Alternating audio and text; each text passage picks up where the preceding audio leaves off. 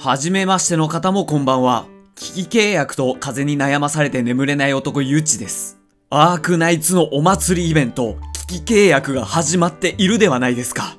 そして気づいたら風邪をひいていました。このチャンネルでは僕のアホな日常を語る動画ではなく、ガンプラや美少女プラモを中心に改造や全塗装を行っていくチャンネルです。よかったらチャンネル登録よろしくな。さて、今日作るプラモはグッドスマイルカンパニーのアクトモードルミです。このプラモシリーズは中身の美少女は完成済みで、武装パーツがプラモになっています。最近でもフル武装美少女プラモは結構出ていますからね。もう作るの大変で疲れたなんて人には、息抜きにはぴったりなプラモです。では、早速開けていきましょう。デザインナイフでテープを切り、中身を取り出すとこんな感じ。完成済みフィギュアなので梱包しているルミと、右の黒い箱に武器パーツが入っています。それではさらにランナーを取り出していってみましょう。ランナー数はそこまで多くはないのですが、一つ一つのパーツがとても大きく、息抜きに作るにはちょっと多いのではって思ってしまうレベルです。まあ、とりあえず切り離していきましょう。切り離すとこんな感じ。そしてさらに組み上げるとこんな感じ。でけえ。とにかくでけえですね。今使っているカッターマットと横幅が同じぐらいなので、だいたい武器の全長が40センチぐらいあります。まあ、とにかく持たせてみましょう。持たせるとこんな感じです。こういう大きい武器に対して小柄な女の子っていうのは僕大好きなんですが、気になるとすればやはり片腕では武器は支えられないっていうことですね。他にも色々ポーズをつけたいって思った時は素直に台座の補助を使いましょう。それではこの大きすぎる武器とルミの稼働チェックをしてみましょう。まずは武器からです。この中間にくっついている武器から見ていきます。ここには3つの剣が合わさっていて、1つは体剣です。横についている装甲は関節があるので好きな位置に持っていくことができます。残りの2つは折りたたみ式になっていて、1本は細長の剣になっています。そしてもう1本の剣は外側に持ち手を一度引き出し、その後剣を折り曲げるとこんな感じです。今紹介した剣は2個ずつあるので、ここですでに6本の剣があります。次に先端についていたこの装甲っぽいやつ。これは4つあるのですが、それぞれに剣が仕込まれています。いじっていて思いますが、やはり剣がこのように鞘に収められるのはとてもいいですね。そして表紙でやっている武器の展開はまずこの鞘を上にずらして、その後4つの関節を曲げていくと、表紙のような武器の展開をさせることができます。傘の骨組みみたいな展開ですが、とてもかっこいいですね。今度は武器の後ろの部分を見ていきます。ここにはサイドに関節がついているので、このように折りたたんだり角度をつけたりすることができます。次に武器の柄の部分には金属棒を1本仕込んでいて、今回のこのとても大きい武器が折れないような工夫がされています。その他同じシリーズのミオにも武器を取り付けることができます。今回のキットで付属しているジョイントパーツを取り付けることで、ルミの武装パーツを取り付けることができます。続いて本体のルミを見ていきましょう。頭は一つ関節が仕込まれており、上下に角度をつけたり回すことができます。髪の毛は根元で角度調整ができます。顔は今ついている表情パーツの他に2つ表情パーツが付属しています。腕は少し服が邪魔しますが、他の美少女プラモと同じくらい曲げることができます。首元の邪魔になりそうなマフラーは可動の邪魔にならないように少し展開させることができます。少し肩をアップで見てみましょう。肩は女神デバイスなどとは違い、丸い関節が1つ仕込まれていて、そこに肌が覆いかぶさっているような感じになっています。次に手首は少し角度をつけることができます。その他手のひらパーツは3つあります。握り拳がないのがちょっと気になりますね。続いて腰はひねったり角度をつけることができます。続いて腰のコートを見ていきましょう。腰のコートは少し邪魔になりそうですが、関節が1つ仕込まれているので、このように大きく広げることができます。なので股関節を思いっきり広げることができ、膝関節も思いっきり曲げることができます。ここら辺の可動域は他の美少女プラモと同じぐらい動きます。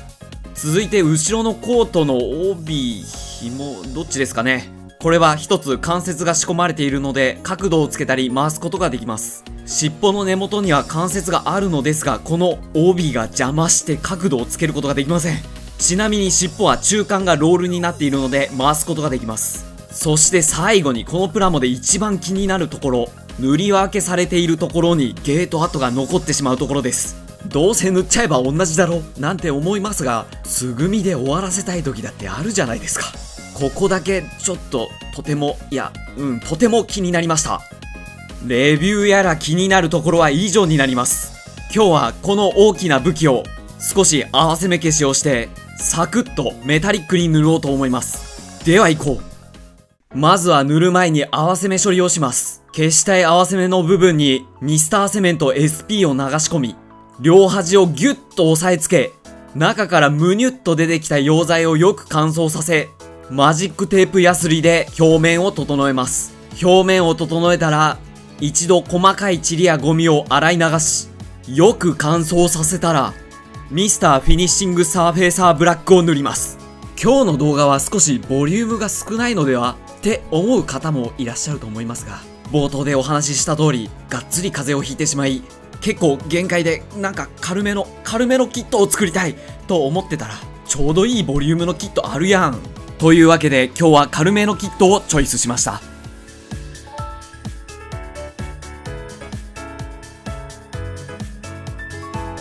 続いて GX メタルブラックを全体に塗ります。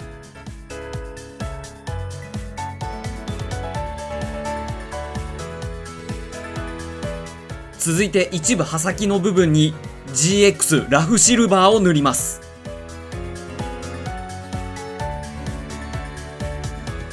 持ち手の塗り分けにはプライマリーメタリックレッドを塗ります。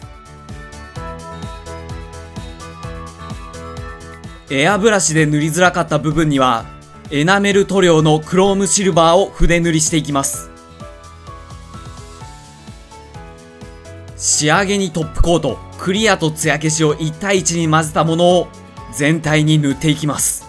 これで塗装の方は終了。それではいろいろポージングしていきましょう。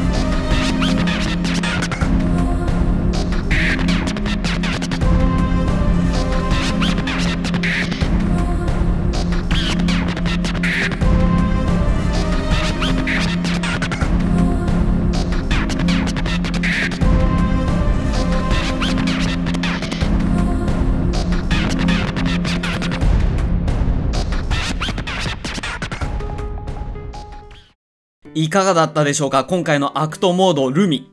武器が大きく取り回しが難しいっていうところを除けば、パーツのポロリもないし、プロポーションもとてもいいし、作りやすいし、とてもいいキットだと思いました。ここからは告知になりますが、やり始めると時間が解けてしまうアークナイツのイベント危機契約をせっかくなのでライブ配信でもしてしまおうかと思っています。いつやるかは Twitter などで告知していこうと思いますので、チェックしていただけたら幸いです。それでは今日の動画は以上。